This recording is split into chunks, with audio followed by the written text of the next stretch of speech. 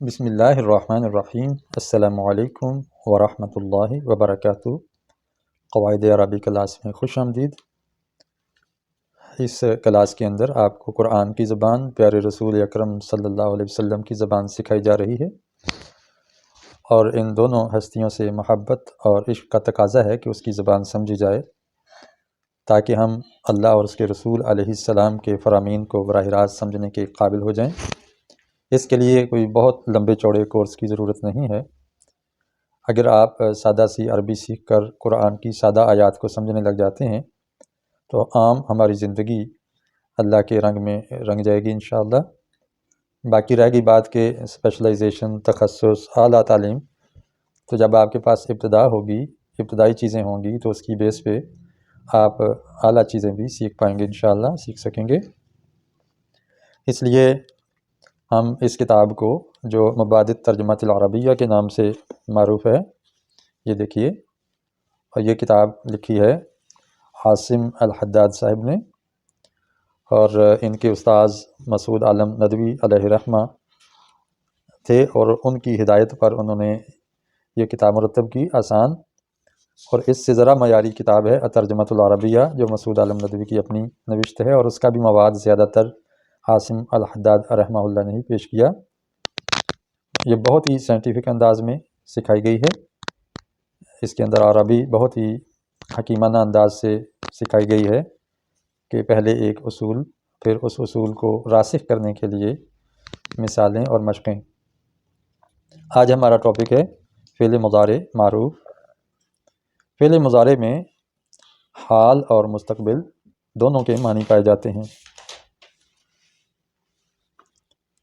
فعل حال اور فعل مستقبل یعنی پریزنٹ ٹینس اور فیوچر ٹینس، دونوں کے میننگ کے لیے، دونوں کے معنی کے لیے فعل مضارع استعمال ہوتا ہے۔ جیسے یسمع، وہ سنتا ہے، یہ فعل حال، یا وہ سنے گا، یہ فعل مستقبل۔ یسمع ایک لفظ ہے لیکن دونوں معنی دے رہا ہے، تو موقع کی مناسبت سے اس کا معنی متعین کر لیا جاتا ہے۔ ماضی سے مضارع بنانے کے 5 وزن ہیں۔ ویسے 6 ابواب ستہ جسے کہتے ہیں، 6 وزن ہیں، لیکن جو زیادہ استعمال ہو رہے ہیں قرآن اور حدیث میں وہ 5 ہیں۔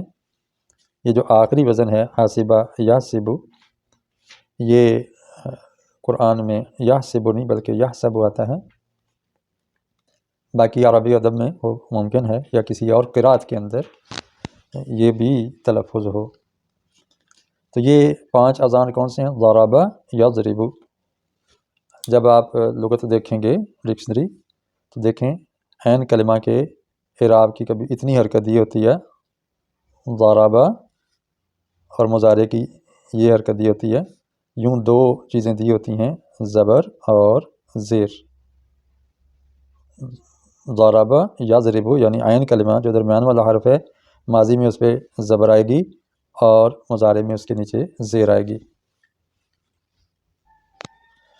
کبھی اس طرح ہے کہ ڈکشنری کے اندر، عربی لغت کے اندر، یوں ضربہ یعنی یہ قاتلہ یا نصرہ، یہ تینوں ہی ایک وزن پہ ہے نا، فعالہ فعالہ فعالہ کے وزن پر، تو ان تینوں کا جو فرق کیا جائے گا وہ یہاں لکھا ہوگا، آگے ایک ڈیش لگا کے اس کے اوپر پیش لگا دی جائے گی۔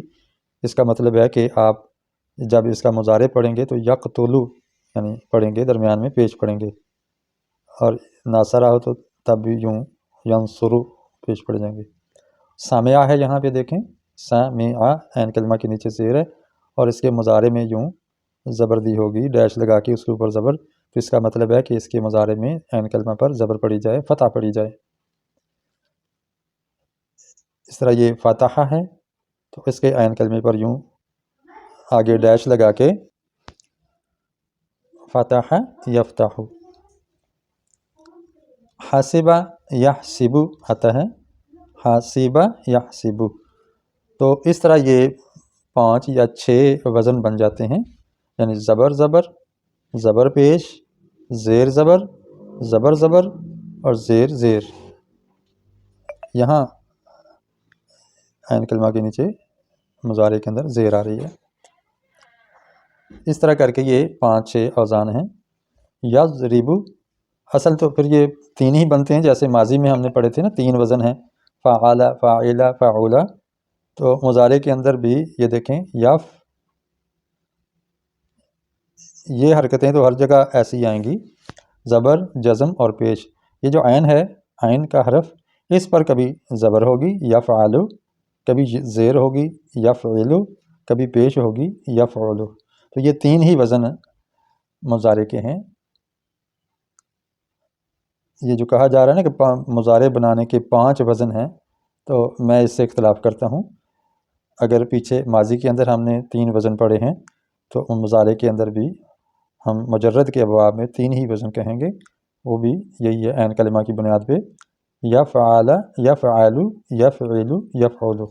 اب دیکھیں یفعل کے وزن پر یضرب آ رہا ہے، یضرب، یفعل۔ اس طرح یہاں دیکھیں یقتل، یفعل، ینصر، یفعل، یسمع، یفعل، یفتح، یفعل، یحسب، یفعل، یکرم، یفعل۔ تو گویا یہی 3 اوزان ہیں مضارع کے بھی۔ امید ہے آپ کو آسان لگا ہوگا۔ آپ قرآن مجید کو ہم جب کھولیں گے تو ان 3 اوزان میں سے کسی ایک وزن پر مضارع ہوگا۔ انشاءاللہ اگلے لیکچر میں ہم ان کی گردان کریں گے فعل مضارع کی۔ تو آج آپ نے کیا سیکھا ہے؟ آج کے سبق نے سیکھا کہ فعل مضارع کسے کہتے ہیں۔ فعل مضارع وہ فعل ہے جو حال یا مستقبل کا معنی دیتا ہے۔ دوسرا سوال تھا کہ فعل مضارع کا وزن کیا ہے؟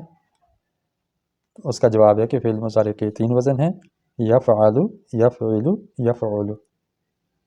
انہی 3 اوزان میں سے تمام فعل مضارع آتے ہیں۔ تیسرا سوال ہے کہ فعل مضارع اگر سب کے ذکر کیے جائیں تو کتنے باب بنتے ہیں؟ اس کا جواب ہے کہ 6 باب بنتے ہیں۔ یہاں قاتلہ اور ناصرہ یہ ایک ہی باب ہے، اس کو ہم کراس کریں گے، اس کی بجائے ہم ناصرہ کریں گے۔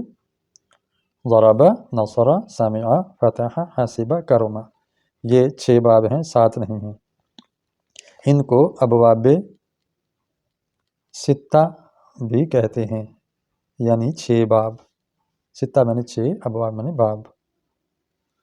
اور ان کو ابواب ثلاثی مجرد بھی کہتے ہیں، ثلاثی مجرد۔ ثلاثی میں نے 3، مجرد میں نے خالی، یعنی یہ وہ باب ہیں جس کے اندر 3 حرف ہیں، ضاد، را، با، قاف، تا، لام، نون، صاد، را، 3 حرف ہیں اور کوئی اضافہ نہیں ہے، یعنی اضافے سے خالی ہیں، اس لیے اس کو 3 حرفی اضافے سے خالی 6 باب کہا جاتا ہے۔ تو آج اسی پہ اکتفا کرتے ہیں۔ اگر آپ کو یہ پسند آیا ہے لائک کیجئے، شیئر کیجئے، نئے ہیں تو چینل کو سبسکرائب کیجئے۔ السلام علیکم ورحمۃ اللہ وبرکاتہ۔